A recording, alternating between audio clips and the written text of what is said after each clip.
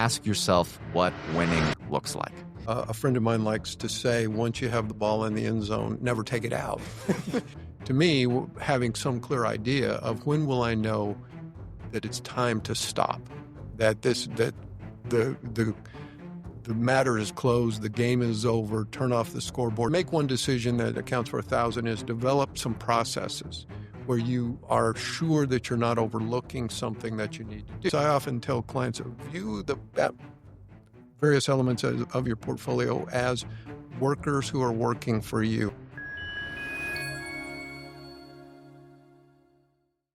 Leading into the back half of the podcast, we wanted to switch gears a little bit, and I put this together, or Scott and I put this together in the professional setting. They're like the RA principles, RA being Richard Ashcroft. In the familial setting, we've coined these the POP principles. And these are just some remarks that are wisdom on life generally, and certainly investing. And so these are going to be very familiar to you because these are things you've probably said already on this episode and thousands of other times. But these are some of the phrases that you like to use regularly that I've picked up over my 33 years and that Scott's picked up in the decade plus that he's worked with you. So let's just go through them, and we would like just to get your thoughts on these. So the first one that I wrote down was, ask yourself what winning looks like. Well, I think we talked a little bit about that when we talked about clients accumulating money, is that I think a lot of times in life, people lose sight of what the initial goal was. They get so caught up in the game. A friend of mine likes to say, once you have the ball in the end zone, never take it out. And we often lose sight of what it is we were trying to do. So, and I think a lot of times with these can often be conflicts. You ask the person, well, what would winning look like here? Do you want to punish the person? What is your goal? Or do you just want to walk away with what you felt like was your fair outcome from your part of the transaction? So to me, having some clear idea of when will I know that it's time to stop, that the matter is closed, the game is over, turn off the scoreboard. There was one time, I'll tell you a quick anecdote. I met a guy who'd sold his company, and he'd sold it for way more than he thought he would ever make in his life. And he spent some time fishing and playing golf and doing all those kinds of things. Then he decided that he would go back into business. And I said, well, why did you do that? He said, well, I really missed it. And I said, it's kind of interesting when they turn the scoreboard off when you're so used to looking at it. And he was a little bit offended. He said, well, what do you mean by that? And I said, well, if you measure all of your life by, are you putting points on the board and now someone turned it off? So, okay, game's over. Here's your money. Finish. And he said, you might be right. Sad part of that is the next business didn't work at all, and he had to declare personal bankruptcy. Wow. So, to me, that clear idea of what winning looks like is just saying, okay, you've won. And I would say in his case, he took the ball out of the end zone. So, well, it's, after you cash out your chips, so to speak, at the casino, if you go back to the table, right, you never know what's going to happen. Good chance you'll lose all of them again. Yeah. So the next one, and I know these a little less intimately than you do, Greg, but I'll throw a couple of them out as well. Make one decision that makes 1,000 decisions. These are really to develop processes. You don't want to be deciding about, in some cases, they're not just trivial things every single day. If you think about a pilot, for instance, the two guys that I've worked with when I first entered this industry were both private pilots. They both were big believers in checklists, particularly while piloting. Now, one of them never extended that to the other part of his life. Interesting. So he would laboriously go through the checklist, and though a lot of the things he did on the checklist seemed kind of obvious, he said, yeah, but it's easy enough when you get in a hurry to forget one, and one of those can be fatal. So the make one decision that accounts for 1,000 is develop some processes where you are sure that you're not overlooking something that you need to do. For us with clients, this tends to be data gathering, asking the right questions, having our own internal worksheets that let us know that we've covered the material that we need to cover, so that you're not going back and reinventing that process every time. That I was just going to add to that I think one of the things that has become kind of popular in our industry is that you have this custom bespoke portfolio that only you have. Mm-hmm. And I would say I don't want that, because what it really means is that the advisor who's looking at your portfolio, they're having to think about yours completely different than every other portfolio that they're running. Yeah. Well, imagine if you went in to see a doctor because you had some condition, maybe not even life-threatening. The doctor said, hey, I'm going to try a treatment on you here. And you said, well, have you tried on other people? No, I've never tried on anybody. You know, now, on the one hand, you might feel fortunate that you're the experimental case, that your doctor's taken enough interest in you to apply this treatment to you. But on the other hand, you'd say, well, I'd be reassured if I had some evidence that it at least had worked in some other instance. I think in our work, one of the reasons perhaps we have the reputation with people that we do is they know the culture they've come out of, their corporate culture, which is rigorous. So they know the corporate culture they've emerged from, and that we've worked with people from that company for 40 years, having stood the test of time. It's kind of frequently called the Lindy effect. Saying, well, if you've been around that long, we know that generation after generation of employees have put you through this examination process to determine, is the value proposition good? Is the advice you're giving good? Does it tend to last for more than one cycle, and so on? And if all of those things are true, you can build a reputation. They also know is it can only need be false for a very brief period of time. The reputation is shot. And I think that there are a lot of parallels to this in life outside of investing, which is for a lot of people, it's much easier to say, like Scott and I both don't drink alcohol. So we are never looking at a menu wondering which alcoholic beverage we're going to order, because we are a person that says, oh, no, thank you, I'm not drinking. Or in your case, when you say, I don't eat desserts. It's not, I don't prefer them. It's not, there's nothing on this menu that I like. It's, I don't eat dessert. I think a lot of people can find that's a very simple decision to avoid redundancy that has made 1,000 decisions, because every time they go out with friends, every time they go out to a dinner, it's not a question of will I or will I not. This has been decided long ago, and I don't even have to concern myself with it now. Well, yeah, I belonged to the same health club for 35 years, and I would arrive at the health club at a little bit before 5 a.m., but every night, the night before, I would put all of my gear in a very specific place and so on. And the reason is one of the guys who was a member of the club came down to the club one day without his pants. So he got ready to get dressed to go to work. He had no pants. This is really inconvenient. So just spending a couple minutes to make sure that, yes, I have my pants is, and there are so many areas of life that you can avoid so much wasted time, and worse, by just making sure, just having your little process, your checklist, however you want to think of it. This one, and I think it probably predates the dog that kind of made this more salient to me, but the advice that you've given me many times is don't feed that dog. And generally, just to contextualize this for the benefit of the listener, that has meant you want to follow this short-term, very maybe easy or pleasurable route, but I can see well beyond that horizon into the chaos that will soon ensue if you do that.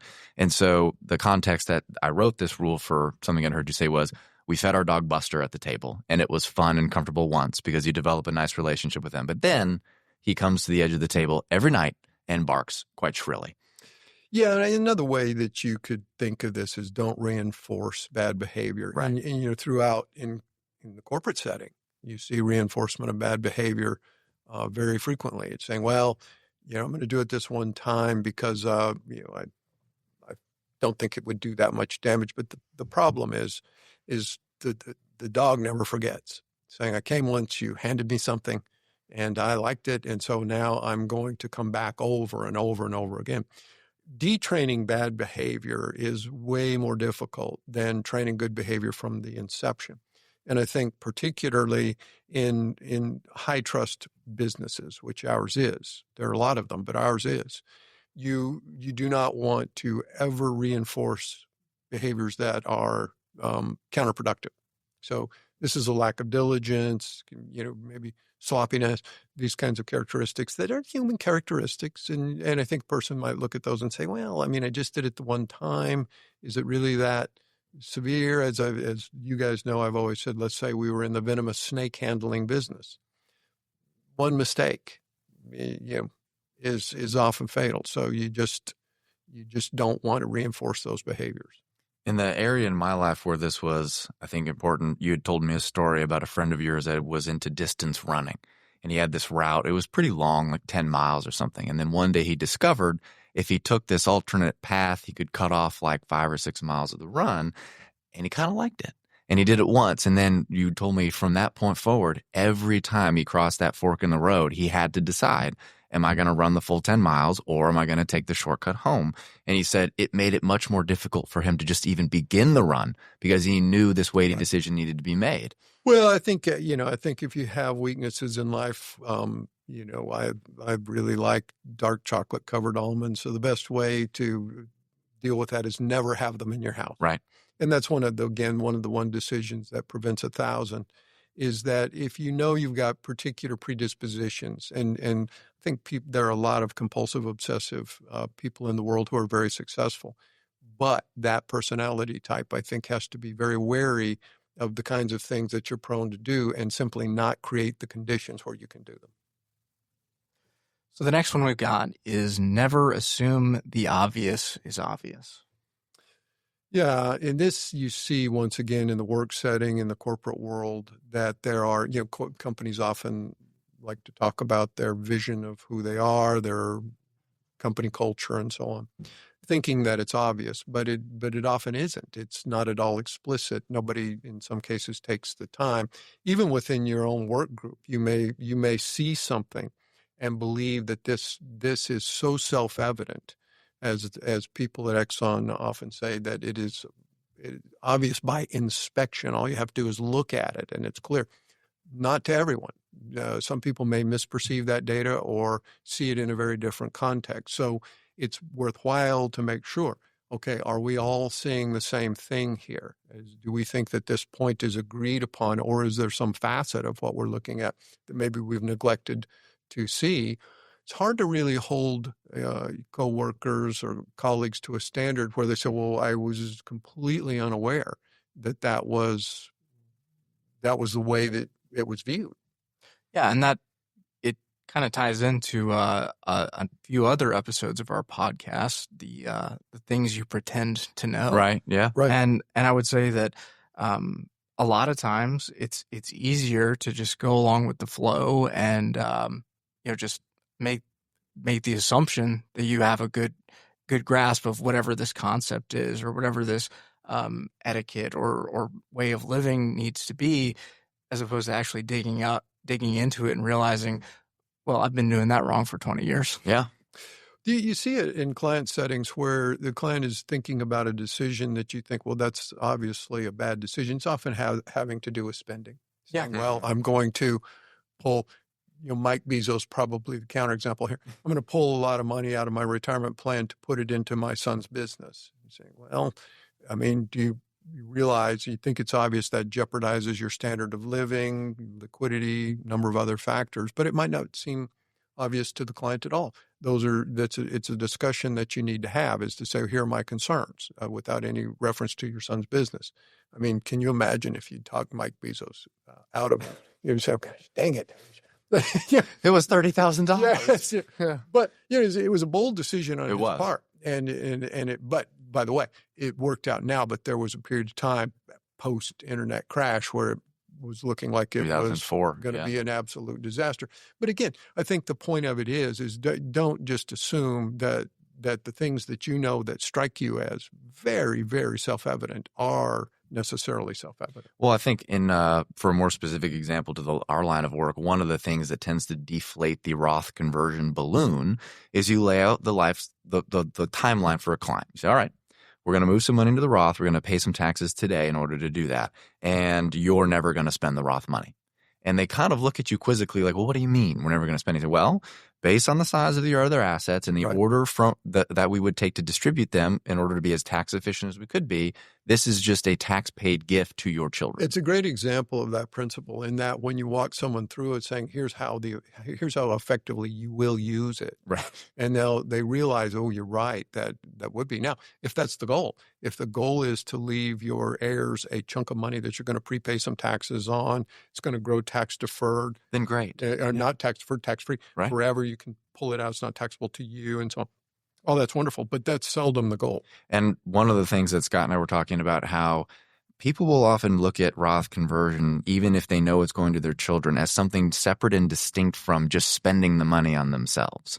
Where it's like, okay, you've distributed money from a taxable account. You've paid the tax gone. And now the decision is, well, one of the examples they like to use in the popular financial media is, can I take my family on a cruise with this $20,000? Probably could. Or should I put it in this Roth and let them get it 10, 20 years from now? And I think that some people don't even conceptualize that they had a choice in the matter. I was just going to add that I think some people love the idea of pulling one over on the government, especially in this instance. So the idea of, well, whether I actually use the Roth is less important than I beat the government at their own game of taxation here. I think you're absolutely right about that. It's the idea that's going to save you some future tax by paying a tax today. One of the principles that I've adhered to in my career is never pay a tax that you don't have to. Never pay a tax sooner than you have to. For instance, saying, well, case in point, people often say, I think I should start making distributions from my IRA, exposing that money to tax because I'm just going to have to pay tax down the road. That seems to make some sense, but when you run the scenarios, it seldom really makes sense. Yeah, certainly beyond some levels of taxation, as an example. Yeah. They say, well, pull this out later, I'll pay more tax. And say, well, let's put it in a different context. Let's say that when you were working, they called you and said, what we want to do is we want to make you vice president, and we're going to pay you a whole lot more money. I'm sorry, I can't take that job because that would mean I'd pay a lot more tax. But everybody can see immediately, well, that's sort of dumb. And yet we see these decisions made all the time. People are saying, look, that money that you pay the tax with, that's your money. It's not somebody else's money. It's your money, and it's gone. And you think about this, I often tell clients, view the various elements of your portfolio as workers who are working for you, and you can point to them and say, okay, now tell me again, what's your job? I'd say, my job's liquidity. If you need any money, I'm liquid. I'm ready to go. You can spend me anytime you want to. What about you? Well, I earn a higher degree of interest, a little bit less predictable. I'm higher value employee, but maybe not show up every day for work. I'm a creative type. Yeah. Yes. And you could look at that throughout. And what's interesting with some people is you'll sit them down and say, well, why is this in your portfolio? And they say, well, I read that you should own some of that. And say, okay, but why? To do what? No idea. Yeah. Well, we should probably fire that employee. The next one, and there's one story for sure. Another one that I might get into here is, when in doubt, consult an expert. And one of the tales you've told me many times is you had a sticky case that ended up in arbitration over some annuity product. And rather than trying to defend yourselves or whatever, or this was somebody you were consulting with, you said, look, go to the insurance company and bring one of the experts on and have him testify. And you said by the end of this man's testimony, the regulators themselves are like, well, shoot, maybe I should buy one of these products. Yeah. So the principle is when in doubt, consult an expert. Well, in this case, it was one of the guys who hired me early in my career was doing some expert witness testimony later after he retired, and he was called on a case where the claim is that this was an inappropriate investment, that this investment never should have been made based on the client's age and so forth. And I said, actually, I think the insurance company designs these products for precisely this kind of client. And you should call someone from the insurance company to explain why they do that, which had never been done. Interestingly enough, the firm who was, I won't name them, but who was in the arbitration said, well, we've never done that. And I said, well, they said they didn't want to. I said, well, the attorneys liked it. And he said, well, we are going to do it. And what was important was the panelists of arbitrators listened to the insurance company talk about why these products were designed for this particular segment of the population and the benefits. 100% persuaded. Saying absolutely. So it's hard to say this is inappropriate when a major, in this case, distributor of these products built it for this group of people. If you're saying, well, you essentially have someone saying this is not a pickup. You're saying, well, it is. It's in fact a pickup. It's got the bed, tow hitch, all these kinds of things. That's what I'm saying. We designed it to be exactly that. It might look a little bit unorthodox. But again, these are sometimes the assumptions people make is that this is always appropriate, never appropriate. What we need to think about is investments are financial tools. One can be absolutely appropriate for somebody and completely inappropriate for someone else. There's very little universality of these things. A one-size-fits-all just doesn't exist. So our next Richardism, as we'll call them, yes, is some things are cheap because they should be. Well, I think this is true in life generally, but in the financial world, often the measure of something being cheap is to say, hey, this is really good. And the cheapness of it is one of the good things about it, is to say, well, okay, did any work go into building it? It's cheap because it should be cheap. Now, that doesn't necessarily mean that it's bad, but the cheapness is not an attribute. If for instance, you look at something and you're saying, you say, well, I can weight something down with a rock. You say, well, I can find it in my yard. Well, okay. But again, did any work go into that versus saying this is actually built to be placed in a particular setting in your house or something of that nature? Well, that's a very different issue. And I think sometimes in making investment selections, that is a criterion people use that might not be appropriate at all, is to say, well, there are some investments that are really expensive because of the attributes that they give you. For instance, if you think about flood insurance as an example, people in 2017 in Houston said, well, I didn't continue to get it, although in my opinion it was not expensive, but I didn't feel like it was necessary. I didn't want to spend the money on it. Well, there was great value in it. So there's a reason to pay for it. The real question you have to ask yourself is, what am I buying with the money? And is what I'm buying valuable? And often it is, not always, but often. Well, and I think another point on that is the inverse of this question, which I think people actually lean into sometimes, is, well, this asset or this portfolio component I have, it's really expensive, but that's because it's so great. And a lot of times we'll look at portfolios. I mean, there was a big case of this that we had last year where we look at this egregiously expensive investment and we look at, one, the returns, and two, how they're taxed. And both of them were the worst possible way for this particular client that we were working with. It goes back to my prior observation. There is no universality to these kinds of things. They're all very specific. You look at it and say, does this make sense for you? We can set aside whether it makes sense for anybody, because that's not really the call that we're answering at the moment. It's to say, does this particular thing make sense for you? There can be some fantastic investments that fit some people, that are expensive, that are cheap, but they don't fit you. And I think one of the things, anybody who has been tempted to buy a pair of shoes they really like that are not their size learns that lesson, is to say, you know what? I was attracted by the fact that I really liked it, but it doesn't fit me. And what you realize is the fact that it doesn't fit you ultimately will overcome all the other benefits. That ties in really nicely to the next bit of advice you've given me many times, which is do not ask for what you do not want. And one of the favorites, this is something Hannah and I talked about because she flew Spirit Airlines. I will name them by name recently. Maybe I should say a discount airline is, people like to complain about, hey, my service experience with Spirit or Frontier or any of those other, or Walmart as another example in the retail space, it just wasn't very good. And it's like, well, yeah, but that's what we asked for. We kept saying, I don't want to be charged for bags that I'm not bringing on. I want to be charged for food I'm not eating. And we kept asking the airline industry for the low, bare bones provider, and we got Spirit Airlines. And now people hate it. And so you've told me many times, don't ask for something if you don't actually want it, because the worst case scenario is you'll get it.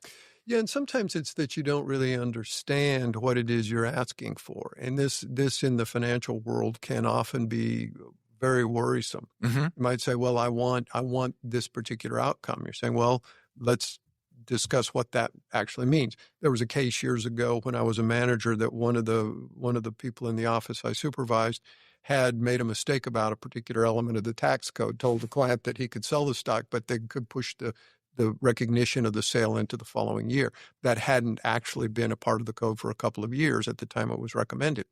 So the client said, well, look, I want to unwind the trade. And I said, I can easily do that. But this was back during the internet bubble. The stock, which he sold at something like $89 a share, was on its way to zero. It ultimately went to zero. I said, look, I can give you the shares back. You don't want them back. I want this. They're sold. You want to keep them sold. This is a tax you absolutely want to pay. Yeah. And then when he realized that, he thought, oh my God, that's right. He was so focused on the fact that this tax advice was mistaken, and it was. He was so focused on that he didn't realize the remedy was by far worse than the bad tax advice. And you see people make that mistake all the time, that the remedy you're asking for is worse than the result you got, even though the result you got might not have been what was described to you. I remember one time, quick aside, a client called me and she said, I want to buy this internet company. My brother thinks it's fantastic. And I said, well, okay, do you know the symbol? She gave me the symbol. We bought it. Time goes by. She called and she said, well, my brother's an idiot. The stock went to zero. And I said, really? I pulled it up. I said, no, it's, I think we bought it for 11 and it's still worth like 10.50. She goes, really? And I looked at it. She'd give me the wrong symbol. We'd never owned the right stock. The whole this company made something like aluminum ladders or something. I mean, this is as far from the internet as you could possibly get. So, it's the kind of thing where, I mean, all along at some point she might have said, well, gosh darn it, I got an outcome I wasn't looking for. But at the end of the day, I said, you know what? We can just sell the aluminum ladder company. You've got virtually all your money there. You can still be mad at your brother. You don't have to tell him about the aluminum ladder part. Yes, that bit of advice has worked many times. So, and this is one that I'm actually not as familiar with, but we'll go with it. Understand your personal or professional convictions to the third why.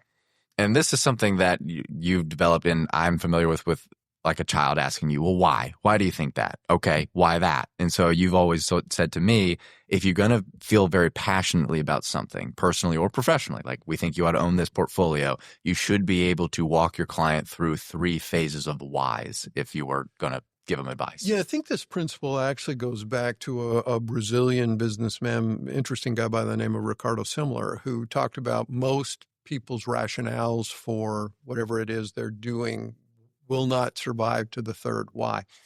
And what the principle we're really trying to protect against here is just taking a notion off the shelf and applying it to your life without understanding how or if it applies to your life. For instance, the alwayses or the nevers. You could find a whole lot of these if we wanted to move it out of the financial realm. People saying, well, never eat red meat, never eat carbs, whatever the case may be. And if you say, well, why? And the why is really to determine, does this person understand what they're talking about enough to actually have a reason for conviction in the principle? If they get to the first one, they say, well, I don't really know. I just read it somewhere. And you see this all the time, for instance, where people are saying, well, you should have an asset allocation that looks like this. Why?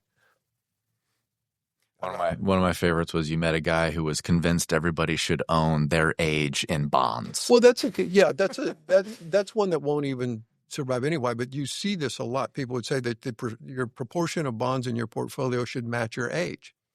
And so I said, well, often considered one of the most savvy investors in the United States, Warren Buffett. Does that mean he should liquidate all of his Berkshire Hathaway and buy bonds? And by the way, try to convince him of that. I mean, you realize that this is one of those off-the-shelf nostrums that people are given that has no real valuable content at all, outside of maybe a very narrow application. But one of the things we love to do is universalize these ideas beyond their direct application to where they actually, applied correctly, are worthwhile. Applied broadly can be very dangerous. And that's exactly what Scott and I got into with the 60-40 portfolio, right, and how durable that portfolio has been, but not just for people who by happenstance it would be appropriate.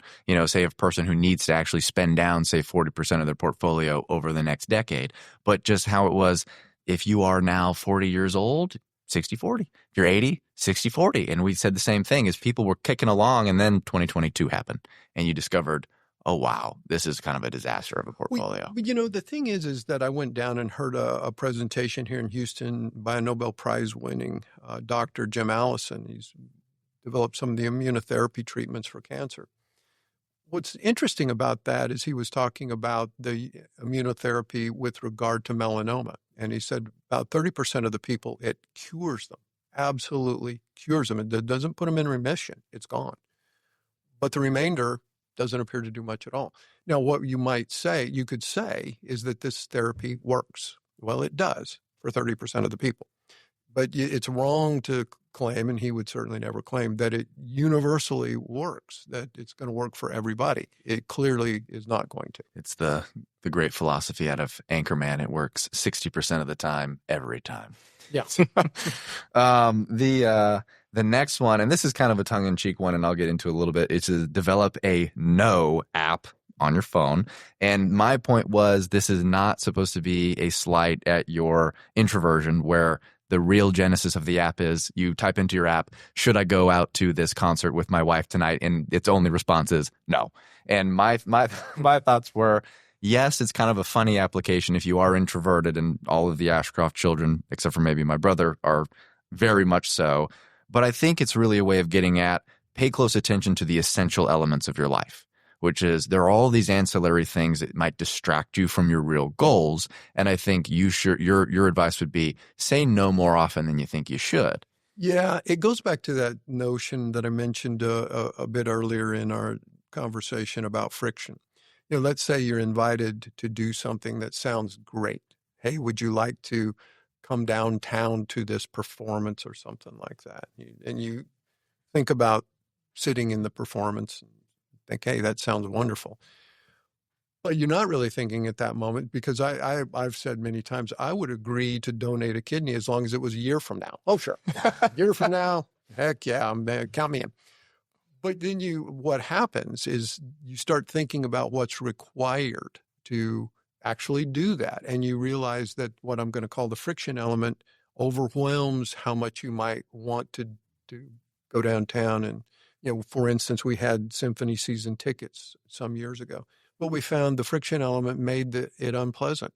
By the time you got downtown, got to Jones Hall, got out, got your car, drove home, you realize that you can't have enough fun during the performance for that to really outweigh the amount of difficulty in that you're going to be required to go through in order to do it. I think a lot of times in life, the no app is really saying, let's take into account what is going to be required to do this, because people often will agree to things that when they now are faced with the prospect of what they actually have to do, they think, that is not something I want to do. And the problem is, you only have so many hours in the day, so many things you can do in life. Yeah. And if you've agreed to something that is extremely time consuming for a very small payoff, you're better off just to say no to those things. And I was just going to say, so Scott, you can touch on this. In the context of our work, we had a conversation with a client of ours who's a hilarious guy, and he was interested in doing some private investing. And we were asking him, well, why are you interested in doing the private investing? And his blunt response was, I'm a little schizophrenic from time to time. And so he's hired us to be the no app. He says, we got all these ideas. Are they good? And then what we can touch on is just saying, hey, we're going to be the no app in this case. Yeah. And, I've had that experience too. Friends of yours come to you and say, we're putting together this partnership to buy these assets and whatever. It sounds very attractive. But then you realize that, well, I'm going to get K1s on these things. I'm going to have no idea how long they're going to last. All these sorts of things that when you take into account the full requirement of that you're going to be subjected to for this to be something that you would want to do, it diminishes the appeal dramatically. But it is true that I think generally in marketing is you hang out there the benefit of whatever it is. People focus on that, but then when they back up and say, but what am I going to have to do in order to achieve that? It rids it of a whole lot of the attractiveness. So this is, I think, going to be my last one, and you kind of touched on this a little bit. I think as we were talking about the one of the other ones in the past, but make changes incrementally, maximize learning while minimizing risk.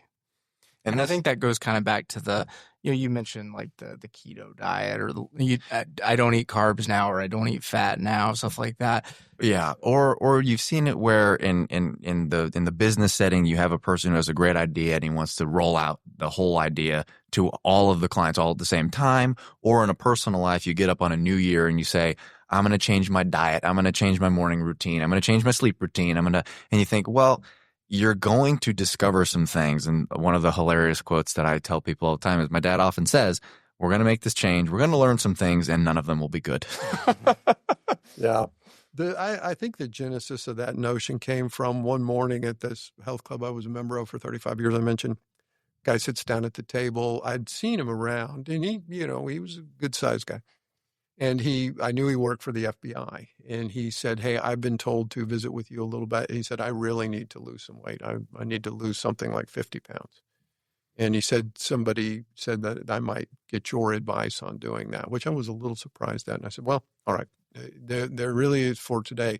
There's really only one objective, and that is, how many days a week do you intend to work out? I would say it should be 5. So the Monday through Friday, because if you're saying it's going to be some changing group of 3, every single day will be the day you don't. So, right.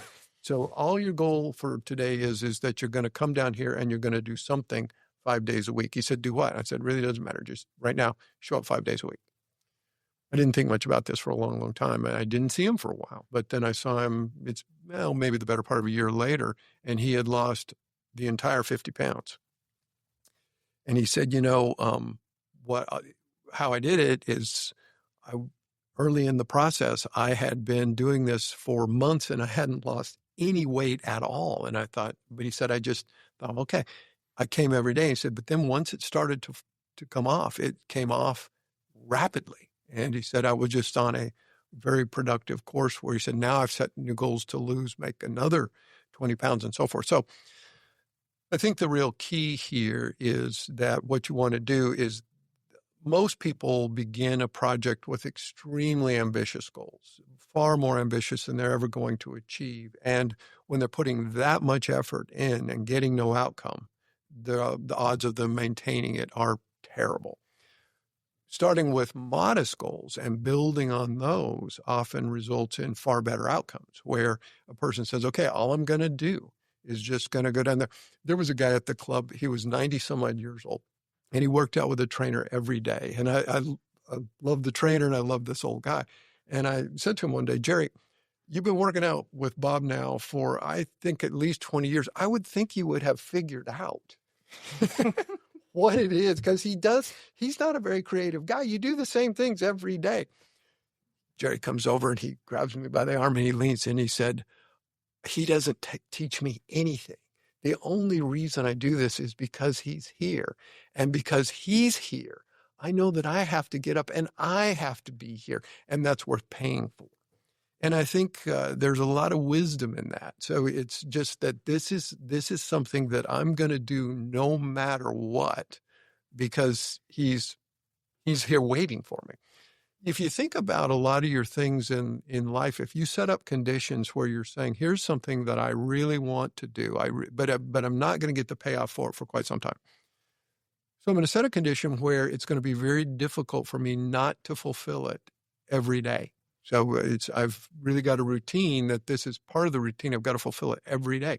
What tends to happen is that you might go for quite some time without seeing any benefit at all, and then begin to see tremendous benefits. And I think in things like whether it's increasing your education, physical health, things like that, you might not even realize yourself that you've made a lot of progress, but externally people say, wow, something good is going on there. And I think just as a principle for life, that's one that serves a lot of people, including me, very, very well. Yeah, it reminded me a bit of the Stephen Coveyism, which is before you start, very dutifully climbing a ladder, make sure it's against the right wall. Exactly. And so I think your point would be, if you get the wall right, then go about very judiciously climbing that ladder. That was sort of the end of those principles, but there was one question by popular demand that we wanted to ask you, which is, what is a mistake, in your opinion, that leaders often make?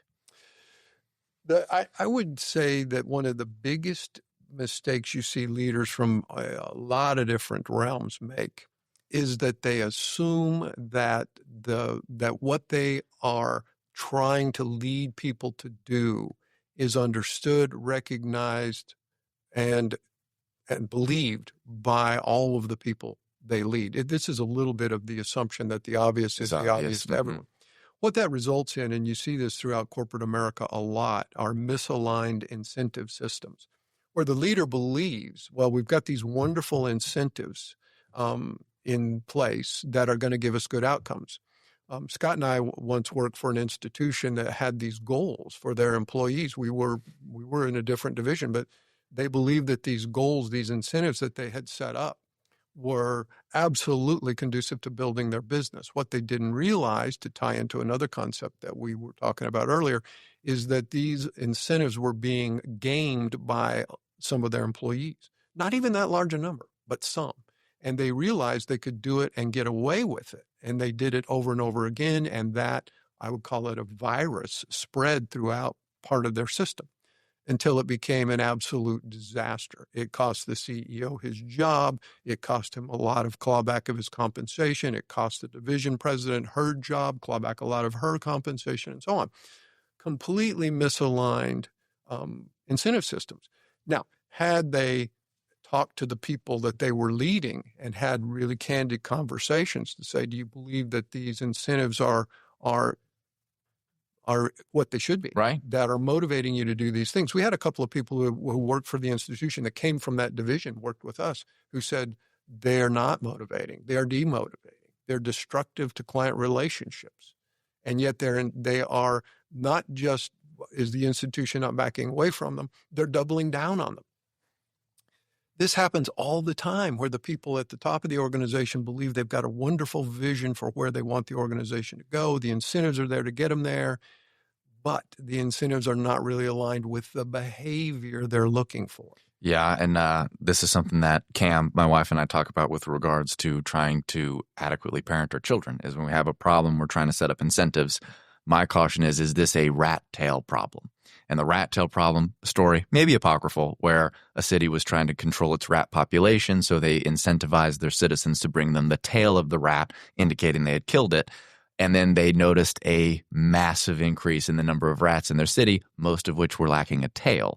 And so the problem actually got much, much worse, despite the fact that, as you've laid out here, the incentive sort of makes sense at first blush. You think, yeah, sure. I mean, bring the rat pelt, the tail, something that indicates you've killed it. I hadn't thought the second order would be, well, people might start breeding these to get the rewards of the pelt. I think in Southeast Asia, a similar story with cobras, where people were breeding cobras to turn them in for the bounty.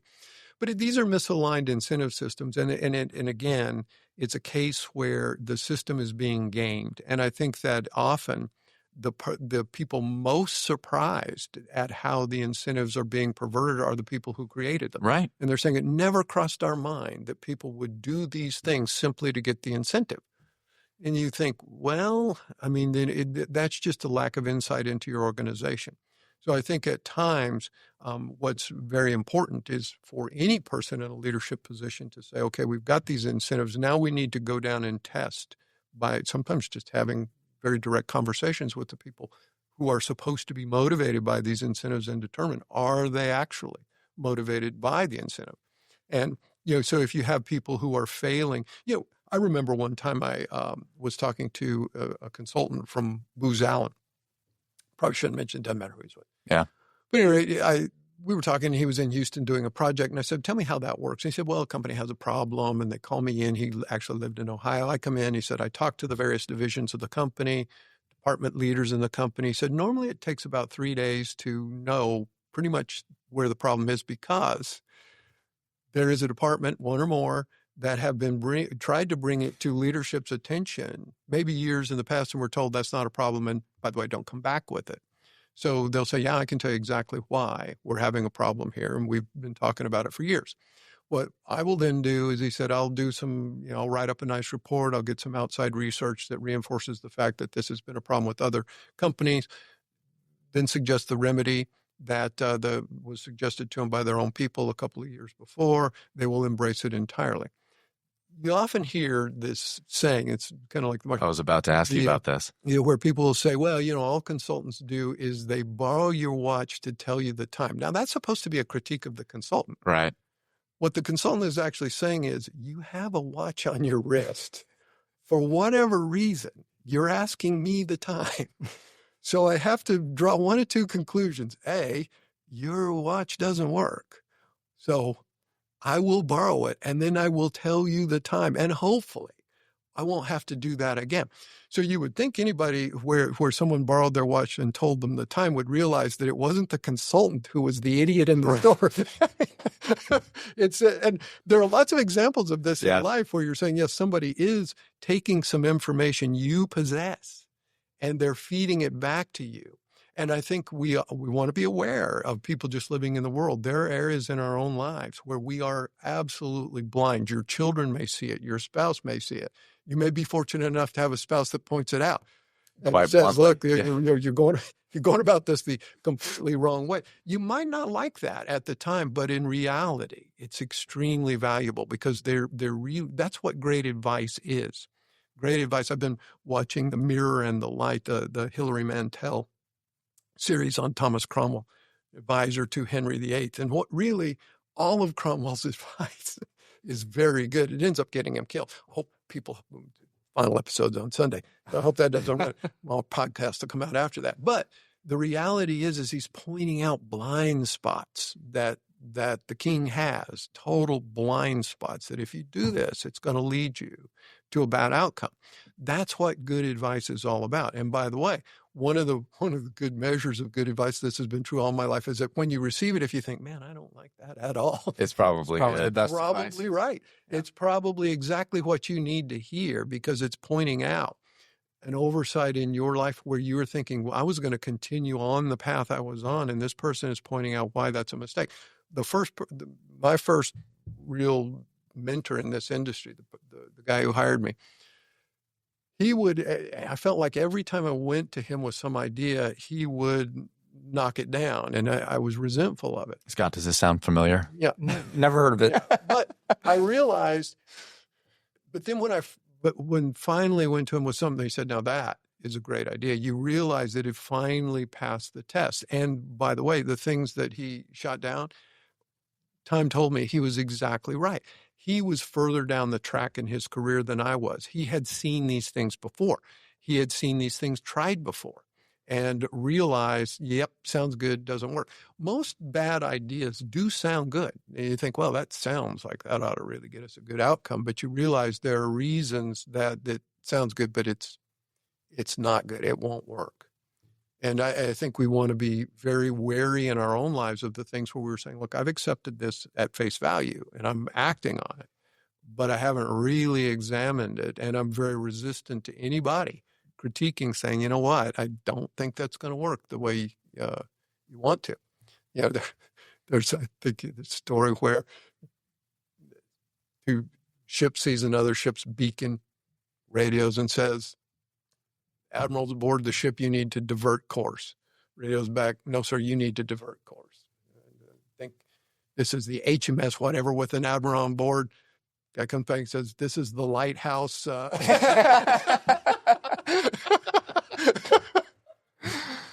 all right. I mean, I think that's a wrap. Place to end. Yeah, that's a good place to end. Thank you, Richard, for joining us. All right, guys. It's another episode of the Personal Finance Project. See you next time. Thank you for listening to another episode of the Personal Finance Project.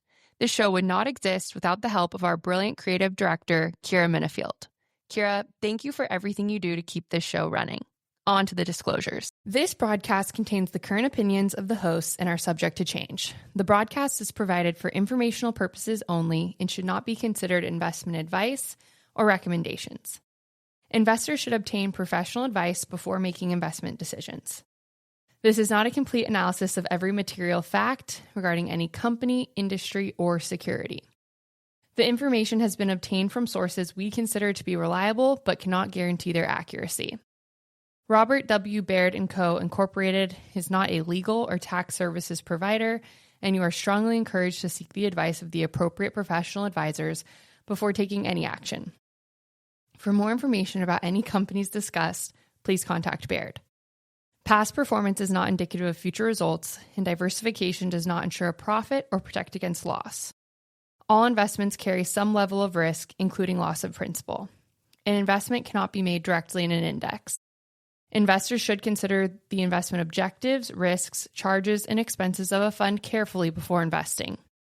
This and other information is found in the prospectus and summary prospectus. For a prospectus, please contact your financial professional and read it carefully before investing. Annuities carry unique risks, including market risk, investment risk, and claims-paying abilities of the insurer. There may also be instances where a contract will pay out less than the premiums paid or expire within the lifetime of the insured. There may be penalties for early withdrawal, and they are not insured by the FDIC because they are insurance, not an investment. Investors should consider carefully information contained in the prospectus or, if available, the summary prospectus, including investment objectives, risks, charges, and expenses. You can request a prospectus by reaching out to your financial advisor. Please read the prospectus carefully before investing. Investment returns will fluctuate and are subject to market volatility, so that an investor's shares, when redeemed or sold, may be worth more or less than their original cost. Unlike mutual funds, shares of ETFs are not individually redeemable directly with the ETF. Shares of ETFs are bought and sold at market price, which may be higher or lower than the net asset value, NAV. Baird does not issue or underwrite mortgages and does not service mortgage lending services. Any references to mortgages in the financial services offerings are purely intended to convey an engagement in this holistic planning process, with this as one piece of the larger picture, which may or may not apply to all clients. This broadcast may not be reproduced without express permission of Robert W. Baird & Co., Incorporated.